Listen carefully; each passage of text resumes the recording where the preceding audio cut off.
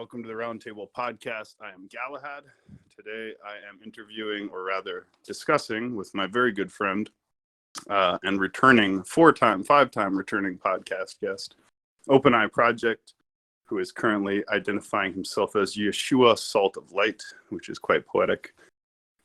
Before we get started discussing the spiritual significance of salt and light from two similar but different perspectives, make sure you've joined us in the Roundtable Discord server, where we record the podcast every day, usually at 9 Central.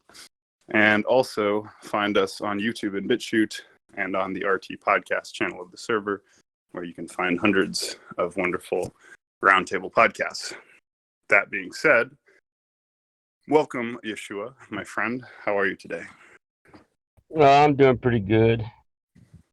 This is it's a better day than other days that I had. You want me to start off? No, I just wanted to say hello and make sure you're doing well, and I'm glad you're having a good day. I'll actually introduce the podcast topic today myself. So in the past, we often do interviews or whatever. This is going to be a dialectical format. So me and OpenEye are just going to have sort of a back and forth conversation on the topic of salt and light. So first, a little bit of background. Yeshua has, and again, I call him OpenEye Project or Holy Sepulchre, he used to go by. But he's done a series of podcasts. The first one was on the purifying spiritual properties of cotton. You can find that. It's a great podcast. You should listen to it. It's called Burn Away the Darkness with Cotton.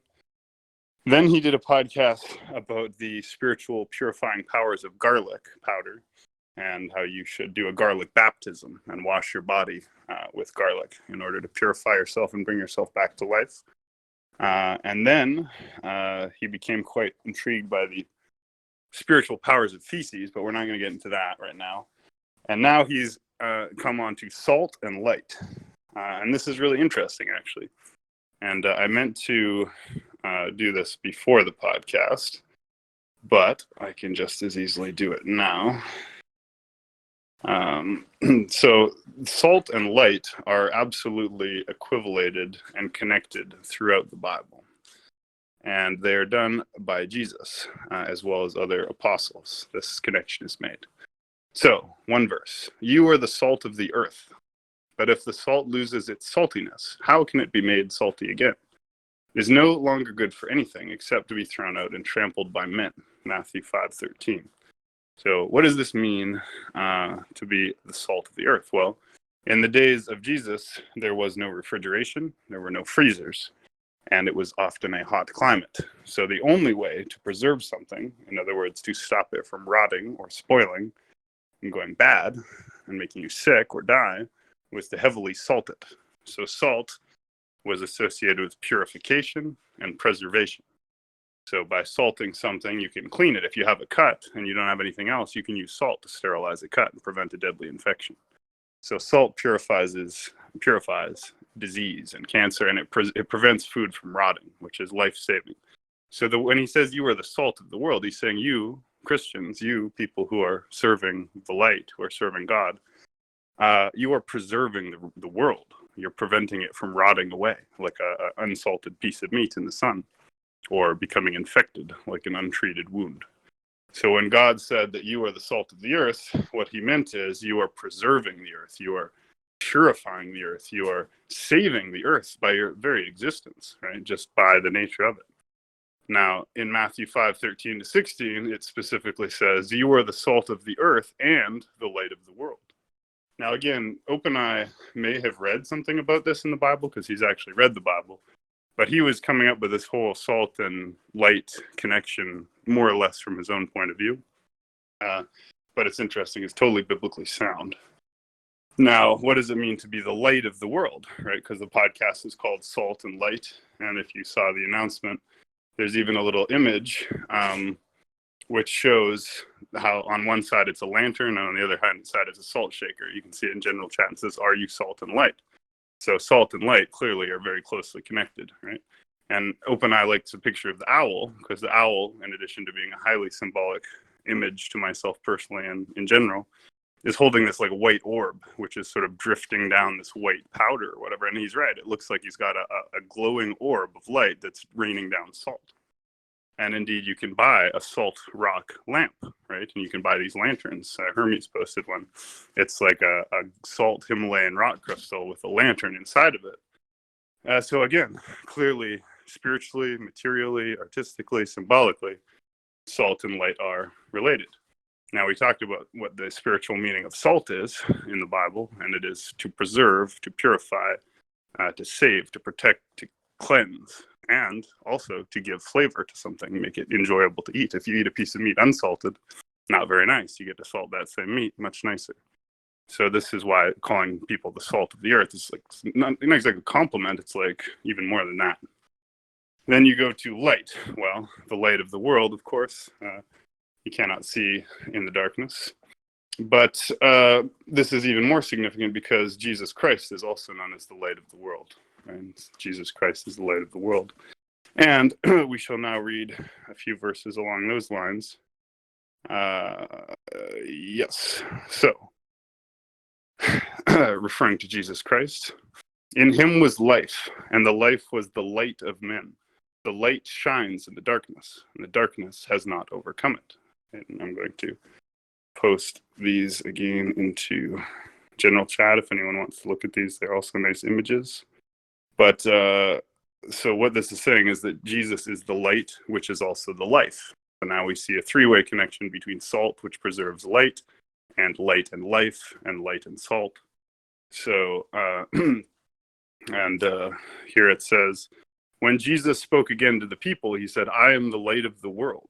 Whoever follows me will never walk in darkness, but will have the light of life. So again, we hear of the light of life and the light of the world. Now, what did it say about the world before? That salt will preserve the world, salt will be the light of the world, and also Jesus said, you are the light of the world, but he also calls himself the light of the world. So what he's telling us is that we can partake with him in being the light of the world. And here, I'll post all of these, in fact, a few other verses, and then I'm going to get to talking to OpenEye, of course, but I know he likes to hear these verses as well.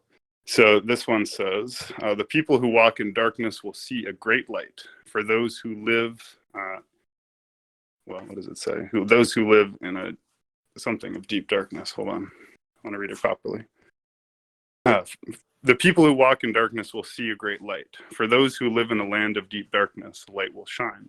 So all of this is referring to light, and all of it is referring to salt. So I think that suffices, right, to introduce the biblical meanings. And just to reiterate, salt preserves and saves, purifies and disinfects, as well as adds flavor. And we are told that this is what we do or are to do for the world and all the things and people in it. Make them happier, keep them alive, protect them, and in a spiritual sense, the world itself. Because in fact, the corruption that afflicts the material world originates in the souls of men. And when men's souls are in disharmony with God, then earth is in disharmony with God and corruption spreads across the land. But when are in harmony with God, then indeed there is a return of what is good in the world. And actually, I want to read a verse about that before I end my long-winded monologue here. Let me think here. Where is that verse? Just please give me 1 second here. Well, Shogun, I want you to, the thing that you read about the darkness, I was looking for the third thing about walking in darkness, and try to DM me that verse you read about the thing you just talked about. I will send you all my verses, and I will post them as well. So anyways, I can't remember, honestly. I have a stoner moment there. Maybe it'll come back to me. So just let me summarize, and I'll end this monologue. Thank you for your patience. So Jesus Christ calls us all, not just Christians, but all people, to be the light of the world, so illuminating the darkness. And this light is associated with life, and the salt is the preservation of life. Now I remember the verse I wanted to read you, and I do want to read it, in fact, even though I'll have to find it in amongst all my other things. And then I'm going to ask OpenEye a few questions, and we're going to get into his take on all of this and how he came to it. But I know he does like to have that biblical grounding for his own ideas, so I thought it would make sense for me to say them first. So what I was saying, right, is that if people rebel against God or in their hearts turn to wickedness, or in their hearts turn away from God, then the land is blighted, right? And horrible things like fires and disasters happen all throughout history. And this is the apocalypse we bring upon ourselves in our blasphemous rebellion against God. And we can all see it coming. We can see it happening in the world right now. And we're right on the precipice of this wrathful judgment. However, God says, if my people who are called by my name will humble themselves and pray and seek my face and turn from their wicked ways, then I will hear from heaven and I will forgive their sin and will heal their land. 2 Chronicles 7:14. So he's saying, if you just turn to God, humble yourselves, pray, seek his face, turn from your wicked ways, he will hear, he will forgive, and he will heal not only you and your family, but the land, the earth, right? So if you're an environmentalist, get right with God. And that being said, please, OpenEye, tell us the story of how you started to get interested in salt. When did that happen? And what are your thoughts? Thank you for listening patiently to mine about this subject. Yeah, well, what happened, it was 2 nights ago. I was working on a talisman and I did some copies on talismans, and I was trying to get these, trying to stop this attack on my van from the spirit world or whatever. So I've been trying different things with sage and salt.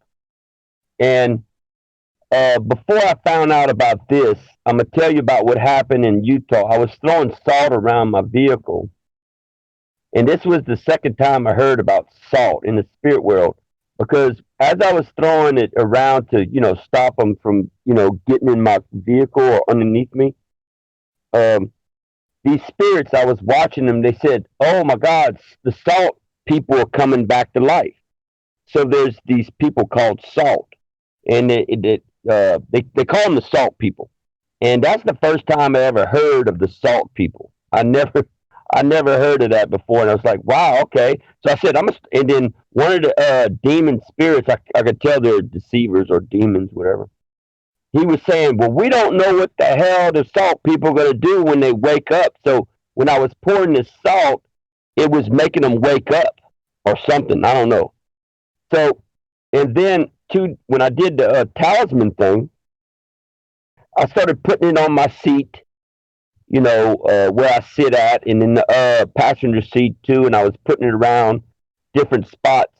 And then all at once, someone said, it just had got dark, the sun went down, and someone said, oh, look, Salt got his sign back, and then I was looking again in the sky, and the spirit was looking down. He said, oh, shit. Salt got his sign back, like, oh shit, it's like he got his powers back because he got his, the sign that I was working on last. It's a talisman. I don't know if I should tell y'all. Some of y'all might know, but you might be better off to keep it secret. But I found out they have a living being named Salt, okay, and some salt people. Now, this is twice I have heard about these spirit beings. So I actually put this talisman on my body too. And before I did the salt thing, whatever, and some spirits started hauling ass saying, oh my God, they're coming back to life. They're coming back to life. And they all started getting the hell out, and they were looking up in heaven like they were getting the powers in heaven back too or something, I guess. And they were all trying to get the hell out of wherever they were at, because what happened was, I think the salt people used to live on Earth, the salt and light people. And then I remember the book of Genesis. I found out about this darkness too. They were talking about this darkness. And in Genesis, the first book of Genesis, God's talking about, he went upon the earth and he seen the darkness upon the deep and all over the earth. And then he said, let there be light, upon the earth to separate the light and the darkness. And then the book of Job talks about the darkness too, chapter 3. He talks about the darkness and he describes it. It says even the sky spirits are going to dread even to walk upon the earth because all this darkness is upon the earth. And then you said something about the darkness too, that we're walking in darkness. And I'm saying, I've been telling people that for a long time. ever since I learned about the darkness, on the earth. And then I found the proof about Genesis, you know, Job, and then that part that you read about how we're walking in darkness. So that's three things in the Bible that talks about this darkness. And then they talk about the light, being the light of the world. And they say salt and light. And I think salt is the light of the world. And but so I just learned this stuff, and it's just because I can see the invisible dimension. That's why I'm doing the OpenEye project. I'm here to teach people how to see them in the trees, see them in the ground, in the stars too. I could see them up there in the stars too. So, right. Sorry. Did you want to say more before I take another pass, and then we'll go back and forth? Yeah, and it was kind of funny that when I told you about that, and it says, darn, that explains a lot, you told me. And then you started saying the stuff about, you could say it again, whatever you want. And it pretty much explains that some names are called certain things like OSHA, that I've been learning. And I found out about this person or people named Salt, and they got their powers back because I gave it back to them, doing whatever I'm doing. It might be an accident, but so Salt has, got up and started fighting again, I guess. I don't know. But yeah. So go ahead. Okay, so thank you. So, I mean, I've known you a long time, right? I've always respected you greatly and considered you a spiritual brother. And that is getting stronger. And the thing is, like, although we can't mostly understand a lot of the things you say because you're in such a different state of consciousness than we are, I can understand a lot of it, both from my own experiences and from understanding the references and a lot of what you say. So a lot of the time, right, being actually initiated myself into a lot of these things, you actually say things that I know are correct from an esoteric point of view, and that I also know that you are not initiated into. And this would be an example, right? So salt and light. Look at general. Oh shit. Yeah. Look at general chat. I posted these articles again, right? So salt of heaven, right? Associates, and I want to point this out. It's interesting. It says, have salt in yourselves and be at peace with each other, which is funny because now if someone's being cantankerous or grumpy, we call them salty. Like, oh, you're being salty right now, meaning like fighting with people. But obviously Jesus, that is, thought the opposite. He said, have salt in yourselves and be at peace with one another. So there's also an association of salt and peace.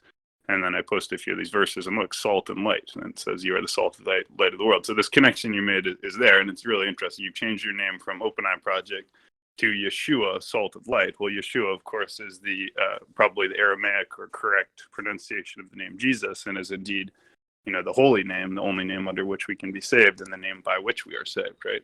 So you've actually taken for yourself a holy name and salt of light. So, and it's given us the opportunity also to reflect on these scriptures. So I think God is working through you at this point, Yeshua, salt of light, and I hope He will continue.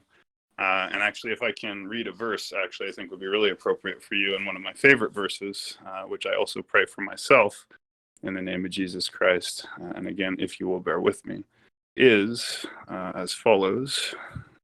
Sorry, there's quite a few of them now. This one. And I'm going to post this in general, but this is something I think is appropriate for OpenEye right now. So the verse is, I am sure of this, that he who began a good work in you will bring it to completion at the day of Jesus Christ. Philippians 1:6. So of course, he, in this case being God, has begun a good work in you, OpenEye, which I believe is leading you towards the help and comfort and support and that you need in your battle against the demonic world. Because it says in the Bible that even the demons believe in Jesus Christ or in Yeshua HaMashiach, and they tremble, right? They flee from his name, and they flee from those who have faith in him. That is why those who were disciples and apostles went from place to place casting out demons in the name of Yeshua. So you are a person plagued by many demons. For as long as I've known you, you have been plagued by demons. But now you've put on yourself the name of Jesus Christ, Yeshua. If you accept Jesus, Yeshua, not only as your name for yourself, but also as the name of a being with which you can have a relationship and from whom you can derive comfort in your struggles, in your darkness, as we all do. then I think you will find that the satanic, or rather demonic oppression, which you have lived for so long, which we call demonic subjugation or demonic oppression, would begin to alleviate and eventually to vanish forever. And you said that you wanted me to post verses of darkness. Yes. So I'll post a few. So the first one, right, is quite interesting. It says, the light shines in the darkness, and the darkness has not overcome it. So are people walking in darkness? Is darkness covering the face of the earth? Absolutely, yeah. As you've observed in the past, which is why that light is so important. So it says, the people who walk in darkness, all of us, will see a great light, Jesus Christ, the light of the world. For those who live in a land of deep darkness, a light will shine, right? Salt, light, life. These are the gifts of God. And again, darkness can't overcome that. So that's all I think I want to say. I want to give you one more turn, and then I think we should open it up. I want to say something. What I did, I was camping out at a nice camping place I was at, and I wrote down Yeshua 3 times upon the earth where I was camping at. Later on, it might have been the 3rd night, I saw Yeshua dressed in white, and he had like 2 or 3 army dudes with guns in front of him. You know, he was just sitting there, you know, and I don't know if they were guarding him or protecting him or whatever.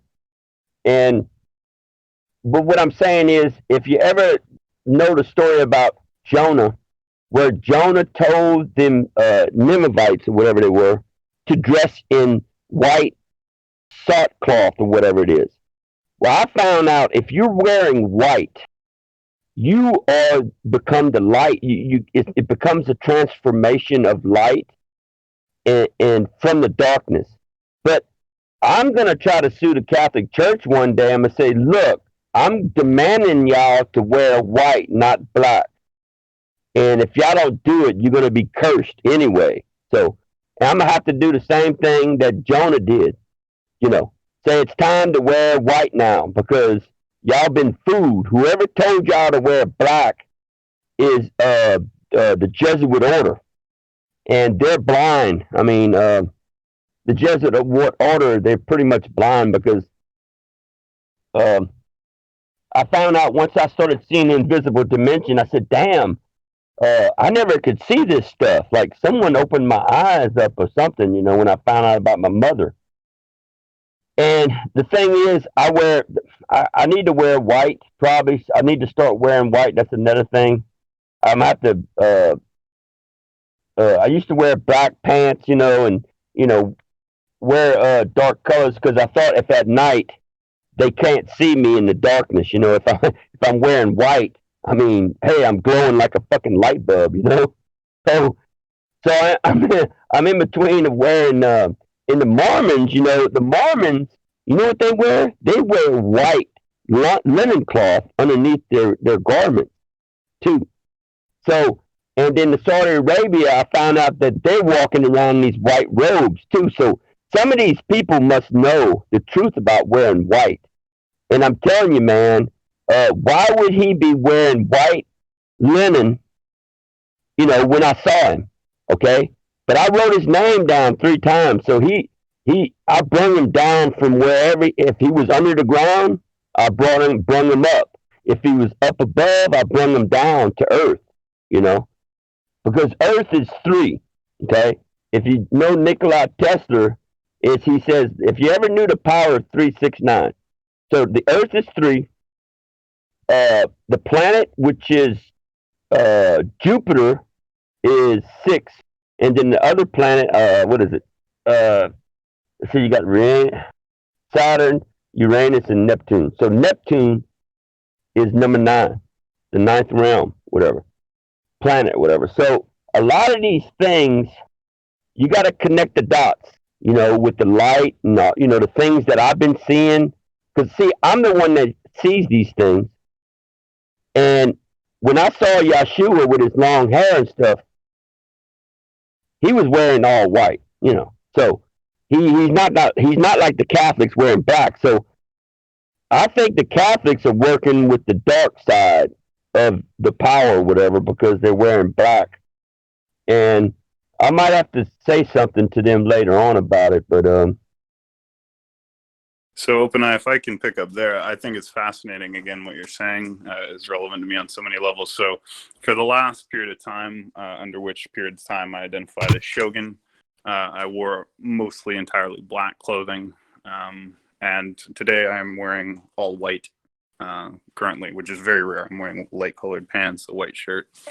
And that is also reflective of being as totalitarian, or OpenEye Othsen said, for Crimson, as they said, it's a night and day difference. She's how she described me, right? A night and day difference, and that's exactly it. I literally changed from wearing black to wearing white, and from being dark to being light.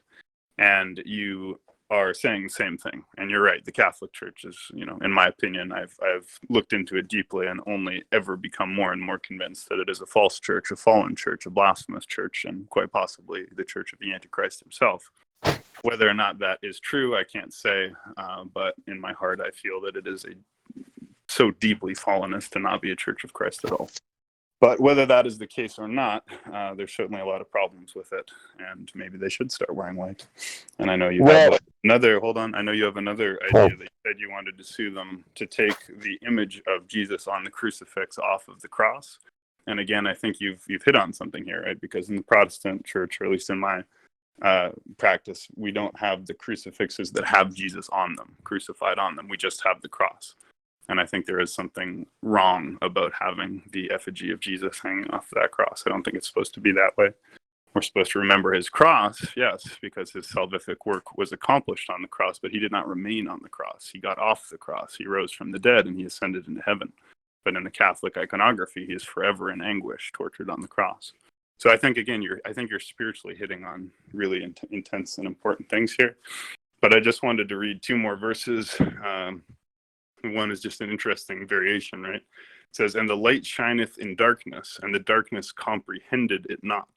So the other version said, "overcame it not," or perhaps it was a different verse. But here it says, "the darkness comprehended it not." So imagine the darkness is there, and because the darkness is described as not comprehending, we understand that the darkness refers to a consciousness or a mind, right? A soul, some kind of dark consciousness, which comprehends or does not comprehend. So it's not just talking about the absence of light, it's talking about some kind of spiritual darkness. And what it's saying here is that the darkness cannot comprehend the light, but the light can easily comprehend and triumph over the darkness. The darkness can neither triumph over nor comprehend the light, right? It's both blind and powerless in the face of the light. And a secondary verse says, "God is light, and in him is no darkness at all."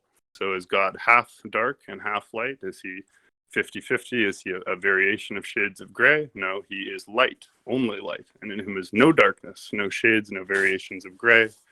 He is pure and perfect light. So that being said, I think that's all I want to say, other than, again, Christ is Lord, right? Because if we proclaim... we say it. Go ahead. I did research on stained glass in the Catholic churches and stuff, and with the light penetrating through the glass and stuff, I noticed that they had spirits inside the glass where they could transform themselves. And this is what they're doing. I've been knowing this for a long time. They could transform their image into that stained glass and come out of it, and then go to your house when you're sleeping and say, "Hey, man, I'm Jesus," whatever, and all that shit. So, I saw what they were doing in the church. I actually threw some spirits out of the stained glass. I would aim at them with my laser eyes, and I started throwing them out, and I wanted to see what would come out, And the bad thing is, when God said, and Moses said, "Do not make any image of anything that's in heaven or earth or under the ground or in the sea or whatever. Don't make no grave images," whatever.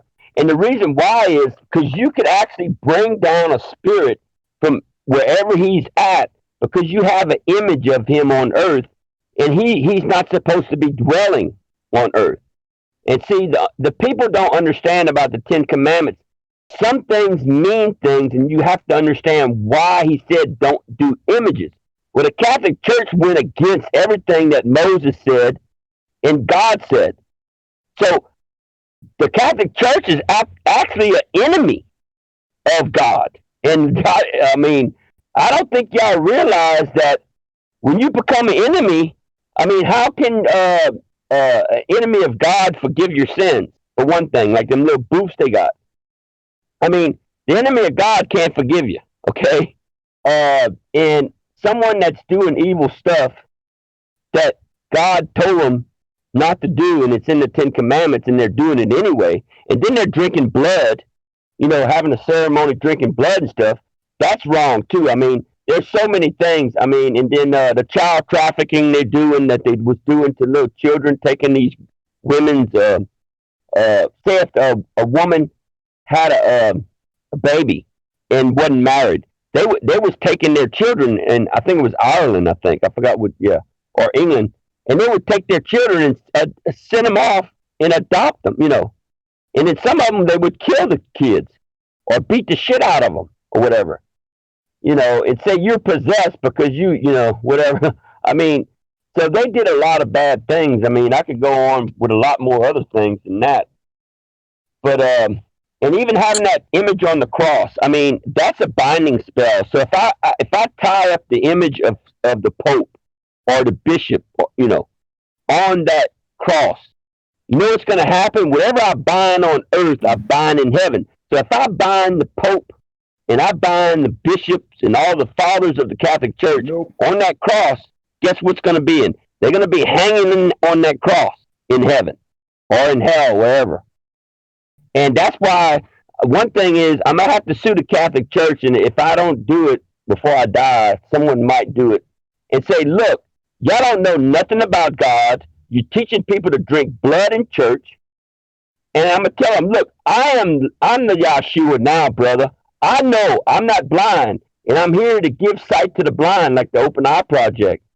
And I see what's going on. We're behind enemy lines, and this is all these spiritual people are saying, oh, we chose to come here. No, you didn't choose, because it's a death warrant. It's like a death wish. I mean, I really don't want to fucking be here. I'd rather get on a spaceship on Area 51, fly all the way to Jupiter, and get the hell away from this planet. Because there are a bunch of evil demons and shit with that moon, too. You know that moon? That moon shines like a salt ball, right? That freaking moon is if you die and you see that shining light, you think it's heaven. It's a delusion thing. Everybody says, how some of the spirits says, if it's a haunted house, they say, go to the light, go to the light. Well, the spirit's saying, no, we don't want to go to the light. It's a fucking moon up there. Is a fucking devil house, And that's another thing. That moon is a false heaven. And Enoch said that when they took him up, he says he saw evildoers in the first and second heaven. The first heaven is clouds. The second heaven is where that daggone moon is. So whatever the two heavens or whatever that's around us, they're evil. And I know it. And, So I want to just bounce back and forth with you a bit longer, because this is really resonating with me. Like everything you're saying, I don't know how the audience or those listening later will understand. Everything you're saying makes 100% perfect sense to me, not just to my logical mind, but to my spiritual faculties as well. So I'm going to try and translate a little bit of this. So first of all, this idea that the moon is evil in some sense is not OpenEye's unique idea. David Icke talked a lot about this. He talked about the moon matrix control system, and essentially that the moon is somehow negative and part of a prison. And there's other people who also said that the light or tunnel of light you see when you die, you're not supposed to go towards it. It's like a moth to a flame kind of thing. It attracts you like a bug zapper, and you fly into it and get recycled by these archonic, parasites or whatever they may be. Who harvest us for our energy and or reincarnate us. So, people do perhaps correctly intuit that we get reincarnated. But one interpretation of that is because every time you are ready to escape the matrix, these beings deceive you into going back into it and reincarnating again and again and again. Why? Because life is suffering, and these beings feed on suffering. So in the Buddha, one of the Buddha's four noble truths, life is suffering, existence is suffering. This is true. Life's a bitch and then you die. Life's a bitch and then you die. Life's a bitch and then you die. Endlessly repeating for the harvesting of energies by the archons. What are the archons? Jesus said, or at least one of his apostles said, for we are not at war with flesh and blood. Our struggle is against powers and principalities of darkness. Where? In the heavenly places. not in the hellish places, not underground, not even on earth, but in the heavenly places, there are also dark forces. So these could be identified with Satan, Saturn, or Luna, perhaps, although I personally am quite fond of the moon and have only perceived it as a benevolent thing. In my life, I actually love the moon very much. But, maybe you're right. Maybe it's evil. But the point is whether the moon is the light that draws us or not. And some people say don't go to the light, but you better be damn sure, because what if you are supposed to go to light and then you didn't? So this is something I'm agnostic about. However, in the Apocrypha, there is a concept in the Gnostic texts where Jesus gave a secret password of sorts to his believers so that when they encountered these archonic beings, they would be forced to essentially let them go, right? This key is like a way out. Now, I believe Jesus himself is that key. So when it says, I am the way and the truth and the light, nobody shall come to the Father but through me, what it means is follow me. Well, why follow him? Because he knows the way out, right? If you're in a prison, follow the guy with the map who knows the way. So Jesus Christ is himself the key, the magic password that lets us out of the archonic iron prison in which we are endlessly reincarnating. So that's my take on those things. Could I just share one quick thing? So, well, we've been going back and forth. So, like I said, we'll generally let you know when we're opening it up to the audience. Okay. But that being said, it just really applied to what you said. But yeah, I'll shut up. Well, yeah, no. But that being said, we will open it up to the audience now, and you can go ahead and start. Oh, I can go? Okay. So what you said where it said, I am the way, the truth, and the light. Is it possible that the secret password is I am? Anything's possible. However, my belief is the saving name is, that of Jesus himself, Yeshua. And again, I'm not sure it is an actual password. I believe that, when you are saved or whatever, in the reborn in the Holy Spirit, or washed in the blood of the Lamb, when your name is written in the book of life, then you already have that password. So in other words, Jesus is the password. And if you do want to represent it as a name, then it is indeed the name Jesus. And I'm going to read a verse about that if I can find it. But it basically says there is no other name under heaven by which we can be saved. And again it says that, so I think if you do want to look at it as a password, it's Jesus, but it's not actually a password. Right? It's a metaphor. Well, what he was trying... It's a key. I'm just going to finish this. It's a key, right? Not a password, but a key. A golden key, a silver key, whatever you want to call it. Is it possible that password is I am? I mean, that's what let me talk about that, Shogun, for you. Because when Moses went to the people of Israelites, he said, who am I going to tell that sent me? He said, I am. So he does have some understanding of that could be a keyword, because I am who I am. And you're pretty much you're pretty much right to talk about I am. Well, the thing about I am, so yes, Moses, when he encountered the burning bush, which is one of the most sacred and important revelations of God in the Bible, he encounters this burning bush, and you remembered it exactly right. And I often remark, like, I've met very, very few Christians who have read and remembered the Bible as well as OpenEye, let alone non-Christians. So kudos on that. But yeah, he says, who shall I say sent me? And he says, I am that I am. Right. So in a sense, this is a name of God, perhaps the most holy name of God, because it is the only name of God that God himself told us, so to speak. I am that I am. It's not a name exactly, but maybe it is. So, maybe you can say that for sure. But again, we are not told anywhere in the Bible that we are saved through the name of God. We're told repeatedly that we're saved through the name and blood and faith in Jesus. So this is the interesting concept. And in fact, the Jews, those who hold the name of God most holy, refuse to ever speak it. So although they consider it holy, they don't use it at all, really. And when they do, I think they have to shower 7 times and burn all the clothes that they wore when they spoke it.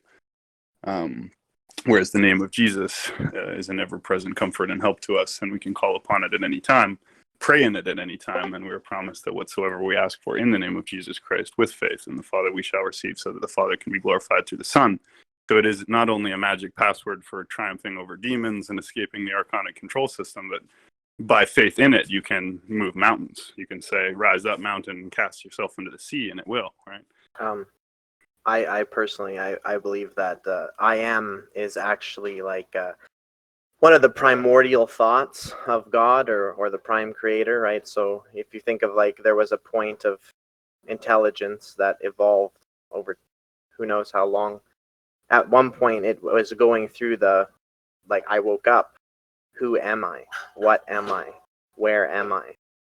And then because there was nothing, it basically realized that the only logical answer is that I am. And in that moment is where I theoretically believe then, like, the Big Bang happened. Because it came to this instantaneous, infinitely processed epiphany about how it existed, and through its own realization of its own self-existence, it manifested all of reality. And I believe that that's why it's a powerful phrase, and also a very new agey thing that's really on the rise. Well, the thing about the 2 DNA thing, we wasn't created by God. This last race on the earth was created by evil alien race on that moon. And I think I might have a timeline. I think it was 27,600 years. Because I heard a spirit in the stars saying, I haven't slept in 27,600 years because y'all been beating, they were beating the shit out of him.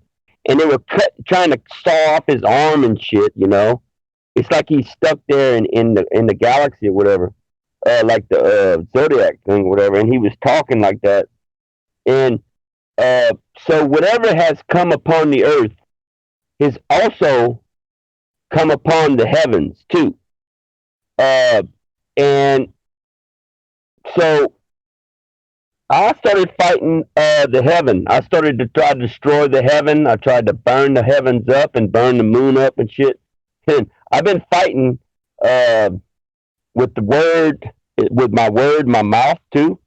And so I'm kind of glad I woke up the salt people throwing salt around, and but once I gave them their sign back to them, because I actually put it on my body too as well, and I started putting it around my car and stuff like that. And what happened was the salt dude started walking. I was watching the spirits in the trees. It says, "Look, salt got up." Salt is a person. I'm not joking. I mean, and then they one time they said the salt people too. So this is twice I heard of the salt name or whatever. So, and I finally put it together with the Utah during this summer. I was throwing salt, around my car, all in the mountains, and it was waking up the salt people for some reason. I guess salt makes them come back to life, or they took all the salt from them and they fell asleep or something, because they said they were waking up, But then when I put that talisman on myself, things started coming back to life. And they all started fucking panicking, freaking out. And they said, "Get the hell out, man. Serious, get the hell out of here. They're all coming back to life and shit." So I was like, hell yeah. Because I'm fighting this dude named Sirius. I know that's one of them. And they got a couple other motherfuckers out there that, so... But I've been at war for a while, and I'm kind of glad. The bad thing is every time I do something to raise people from the dead or something, the spirit world gets pissed off. So they says, "Well, just claim that you did it for them." So there's someone out there being an imposter that's saying they did these things, but yet I'm the one that done it. Because when I do these things, I be watching. When I do certain things, I watch. I'm like a watcher. And when I do something and something happens, it's like anytime you do an action, there's always a reaction. And that's what you got to listen for. That's what you got to watch for. That's why I got night vision, okay? I see infrared. It's like they had a dude, the military was showing a truck, like the border crossing, and they were showing these people they were in the truck. They could see through walls with this infrared microwave camera bullshit, whatever the government has, and that's what I see. It's kind of like what I'm seeing. I mean, once you see it on camera, you can look on YouTube and look it up, and just look up infrared camera or microwave camera or whatever it is, or X-ray camera, And they would show you that stuff, and that's what I'm seeing. Once you start to see what I see, and you look in the trees, it's kind of like that movie Predator. You know how they could halfway see the darn thing at sometimes, and then you halfway can't. That's what it is. And the thing is, they have giant. I mean, their head. Some of these spirits, their head is big as the tree. Imagine a tree, and that's their head. So whatever's underground is their body, because they're stuck in this darkness. See, this darkness is like tar paper. That's why I started burning it. I said, okay, let there be light upon the darkness. So what I did was I reenacted what God did in Genesis. And I got elements, like you could do it with cotton, a white candle and shit. And then you got to have something that's dark, that represents darkness. And you start burning it, and you do it with your mind, your thoughts, and your action. And that's the three things. You got to do things in threes. So when I started doing that, and all the spirits were saying, they were looking down and says, look, the darkness is burning. And so every time I do something, I'm always watching to see what happens, and this darkness burns. One day we're going to have fire trucks, like water trucks, and they're going to be shooting flames all over the fucking neighborhood, down the road, long as it's not by a parked car or nothing, in parking lots when everybody goes to bed and leaves the mall and all the shopping centers. They're going to go around burning all this darkness one day. We're going to have to do it. I mean, we're physically going to have to burn this darkness up, Well, that's very interesting, and that may be the case. I don't know. But I just want to ask the audience. We've talked a lot. You've said a lot. I've said a lot. So is there anyone who wanted to ask a question or make a comment who hasn't had a chance to speak yet? Going once. Anyone have a question for OpenEye, for myself, or a comment on these subjects? Okay, well, that being the case, I'm really happy with this episode. I thought that was a really fun conversation, really interesting, dynamic, and interesting to find so many points of agreement coming from such radically different points of view. So thank you so much, everybody who did attend and listen to this and entertain me in my monologuing as well. Thank you. I love you all. God bless Roundtable. Let's jump up to Roundtable 1, or rather to the pub, perhaps. But first, make sure you've joined us on the Roundtable Discord server, where we record the podcast every day. Often it will be at 9 Central, often other times. And the existing hundreds of podcasts can be found in RT podcast channel on the server, as well as on YouTube and BitChute. Please check them out, like, follow, subscribe. Check out RT Portal for our other platforms like Gilded and Telegram. And our great web store can be found in the announcements channel with signs, awesome merchandise, many more fun things to come. Join the EverQuest Guild. Roundtable Discord is now a substantial EverQuest Guild on the role-playing preferred server. Also, we are going to launch the World of Warcraft Guild this weekend. So if you play World of Warcraft, please join us in Azeroth as we quest with Roundtable. That being said, everybody please go to the pub, unless you want to not use video, in which case go to RT1. See you guys there. Thank you, OpenEye. God bless everybody. Yeah, thank you. Jesus. Thank you, OpenEye. Wonderful stuff.